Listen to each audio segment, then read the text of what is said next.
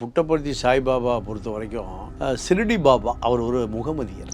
சீரடி பாபா சிரடி பாபான்னு சொல்லுவாங்க. அவருடைய சீடர்.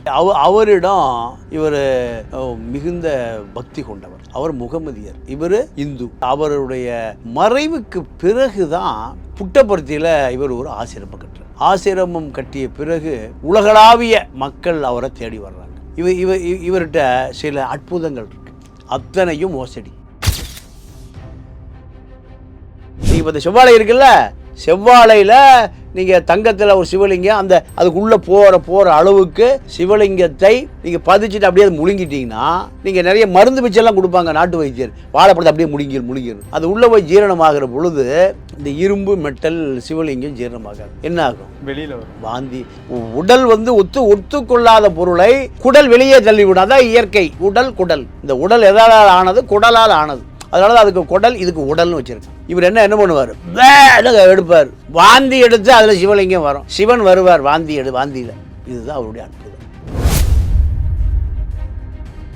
நீங்கள் ஜிப்பா போடுவார், உள்ள எலுமிச்சம்பழத்தை வச்சு எலுமிச்சம்பழம் கொடுப்பார், அப்புறம் விபூதி கொடுப்பார். நீங்கள் இலங்கையில் ஒரு பேராசிரியர் இருந்தார், டாக்டர் கோவூர்னு பேர். கோவூர். அவர் சொன்னார், நீ செய்கிற அற்புதங்களை எல்லாம் எனக்கு முன்னாடி செய், நான் உனக்கு 1 கோடி ரூபா அறிவிக்கிறேன். நானே 1 கோடி அறிவிக்கிறேன். நீ இந்த அற்புதங்கள்லாம் செய்யும்போது உன்னுடைய ஜிப்பாவை கழட்டிடு. ஜிப்பாவுக்குள்ள எலுமிச்சம்பழத்தை ஒழிச்சிட்டு புஷ்ஷன் எலுமிச்சம்பழம் கொடுக்குறதெல்லாம் ஆகாது. இதை சொன்ன உடனே டாக்டர் கோவூருடைய சவாலை கடைசி வரைக்கும் சாய்பாபா ஏற்றுக்கல. கருணாநிதி வீட்டுக்கு சாய்பாபா வந்த பிறகு கருணாநிதியுடைய மனைவி யார்? ஸ்டாலினுடைய அம்மா தயாளம்மா காலில் விழுந்து பாத பூஜை பண்ணுது. எதுக்கு சார் வீட்டுக்கு வந்தார்? வீட்டுக்கு ஏன் வந்தார்னா, அவருக்கு கருணாநிதிக்கு ஒரு வகையான தோஷம். அந்த தோஷத்தை கழிப்பதற்கு நீங்கள் நிதி கொடுக்குறேன்னு வந்து தோஷத்தை கழிக்கிறார். கருணாநிதியுடைய அரசியல் எல்லாமே ஆன்மீகத்தை மறைமுகமாக வச்சு தான் இருக்கும். கலைஞருக்கு என்ன தோஷம் சார் இருந்தது? கலைஞருக்கு இப்போ ஆட்சிக்கு வருவதான் தோஷம், வேற என்ன? சாய்பாபாவை பொறுத்தவரை அவருடைய ஆசிரமம் என்பது பல 100 ஏக்கர் விரிந்து கிடக்கும். குடும்ப வாழ்க்கைன்னு எதுவும் இல்லை சார். நீங்கள் தினம் குடும்ப வாழ்க்கை தான். சாமியார்னா உலகை வெறுத்தவன். யோகி ஆதித்யநாத் என்ன பண்ணியிருக்கார்? காவி உடையில் முதலமைச்சராக இருக்கு. இந்த நாடு முழுக்க ஆன்மீகத்தை அரசியலாக மாற்றியது இந்த அப்பாவி மக்களை ஏமாற்றுவதற்காக. அதில் சாய்பாபாவும்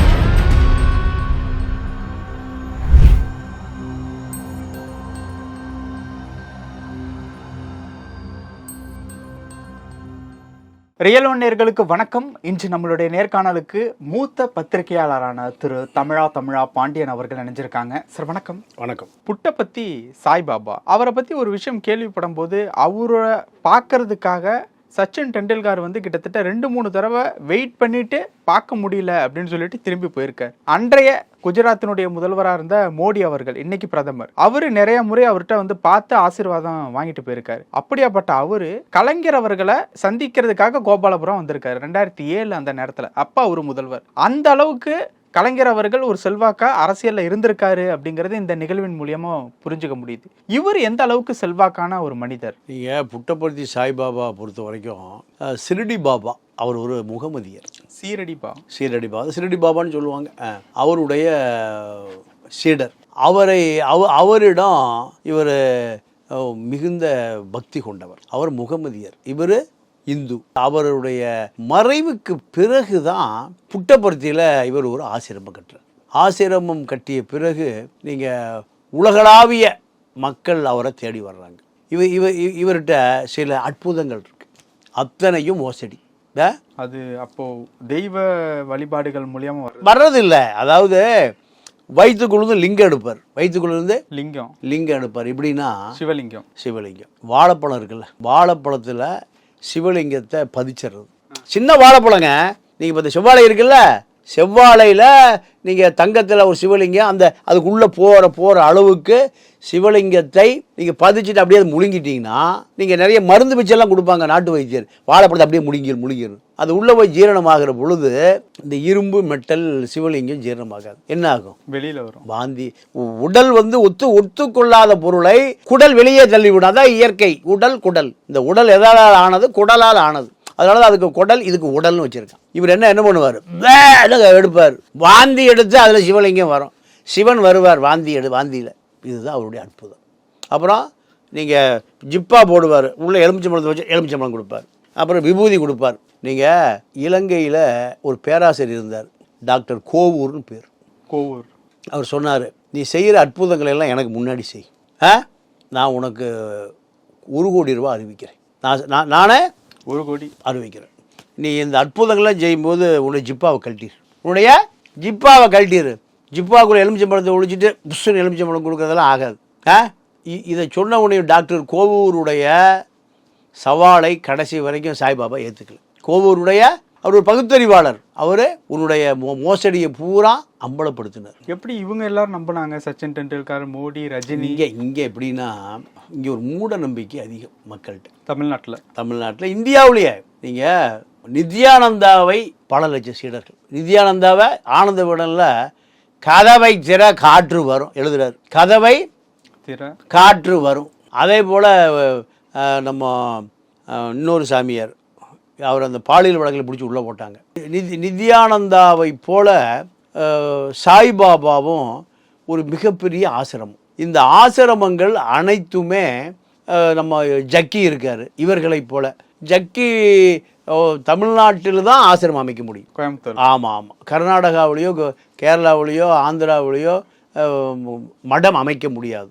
ஏன்? அத்தனையும் சட்டவிரோதம். இவரை பொறுத்த வரைக்கும் அனைத்து அரசு அதிகாரிகள் மட்டத்திலையும் ஆட்சியாளர்கள் மட்டத்திலையும் மிகப்பெரிய செல்வாக்கு படைத்தவர் சாய்பாபா. நீங்கள் நம்ம செம்பரம்பாக்கம் ஏரி நிறையாமல் சென்னைக்கு குடிநீர் பற்றாக்குறை. நீங்கள் 100 கோடி ரூபா கொடுக்குறாரு, 1000 கோடி ரூபா கொடுக்குறாரு. அப்போ எத்தனை 1000 கோடி குவிந்து கிடக்கு.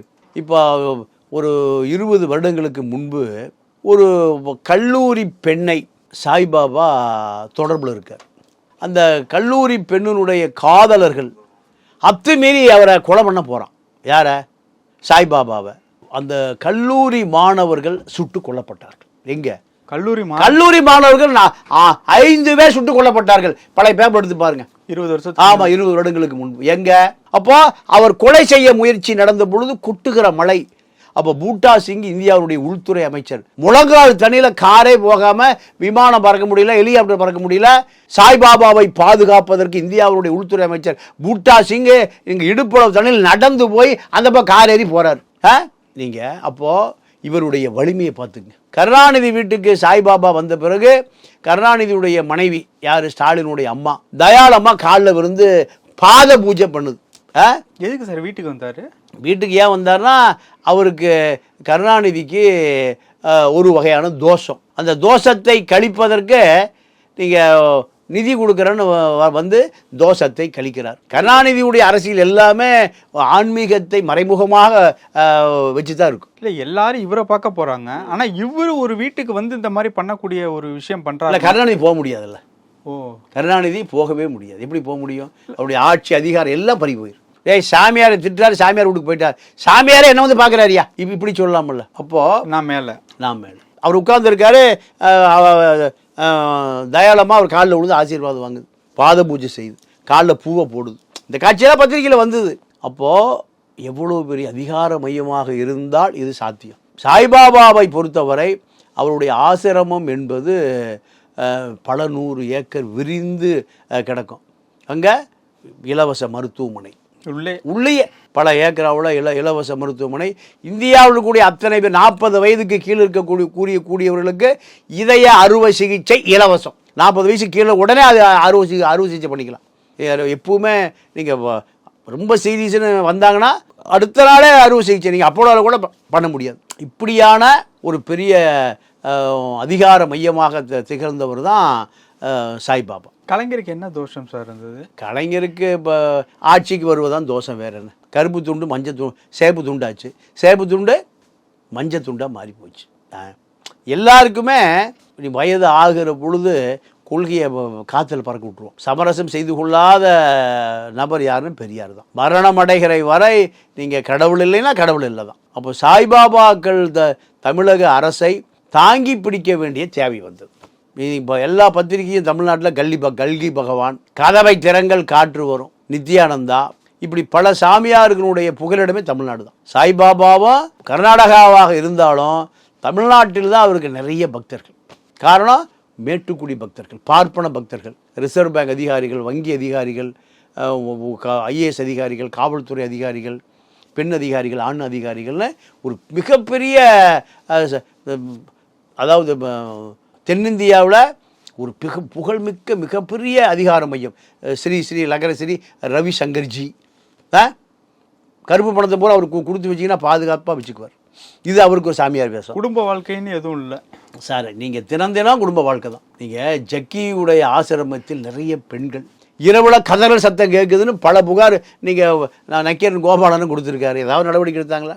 இவருக்கும் அந்த மாதிரி. ஆமாம், ஜக்கியுடைய மனைவி கொல்லப்பட்டால், கொலை செய்யப்பட்டால், பல பெண்களோடு தொடர்பு இருக்கிறதா நம்ம தவிர்க்குது, தட்டி கேட்குது.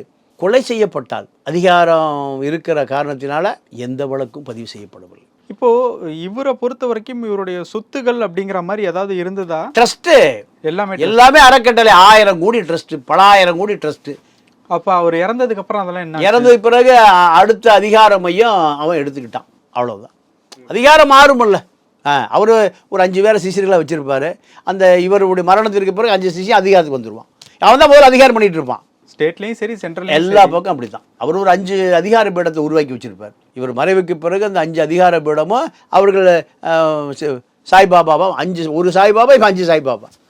வசதி வாய்ப்பு, சொத்து சுகம், காரு, ரோல் சைஸ் காரு, பண்ணை வீடு, அவ்வளோதான். இதுதான் இந்த சாமியார்களுடைய நிலைமை. கல்கி சாமியாராகட்டும், நித்யானந்தாவாகட்டும், ஜக்கி வாசுதேவாகட்டும், எல்லாருடைய வரலாற்று பின்னணியை அவர்களோடு முடிந்து போய் அடுத்த தலைமுறை அதை அனுபவிக்க ஆரம்பிச்சிருக்கோம். இப்போ அவர் இறந்தப்போ அரசு மரியாதை எல்லாம் கொடுக்கப்பட்டுச்சுல்ல சார்? ஆமாம் ஆமாம் ஆமாம். அந்த அளவுக்கு சென்ட்ரல் வரைக்குமே நீங்கள் தான் அவர் கொலை முயற்சியில் 5 கல்லூரி மாணவர்கள் அவருடைய படுக்கை அறையிலே சுட்டுக் கொல்லப்பட்டார்கள்.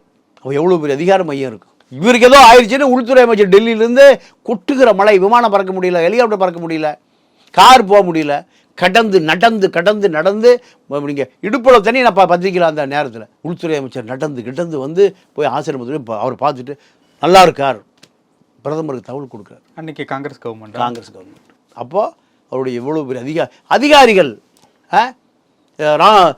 துறை செயலாளர்கள், இந்தியாவையே கட்டி ஆளுகிற துறை ஒரு ஐஏஎஸ் இதுதான், மிலிட்ரி செக்ரட்டரி, டிஃபென்ஸ் செக்ரட்டரி, அவர்களெல்லாம் அவருடைய பக்தர்கள். அப்போ எப்படி பாதுகாத்திருப்பான் பாரு. சந்திரபாபு நாயுடைய அத்தனை காசுகளும் கல்கி பகவான் தான் இருக்குது, பல 1000 கோடி இருக்குது. சாமியார்கள் தான் இந்த அரசை நடத்துகிறார்கள், நடத்தி கொண்டிருக்கிறார்கள். எப்பவுமே சாமியார் தான் உலகை வெறுத்தவன். யோகி ஆதித்யநாத் என்ன பண்ணியிருக்கார்? காவி உடையில் முதலமைச்சராக இருக்கார். இந்த நாடு முழுக்க ஆன்மீகத்தை அரசியலாக மாற்றியது இந்த அப்பாவி மக்களை ஏமாற்றுவதற்காகத்தான். அதில் சாய்பாபாவும் ஒருவர். ஓகே சார், பல விஷயங்கள் பேசணும். நேரத்துக்கு ரொம்ப நன்றி. நன்றி, வணக்கம்.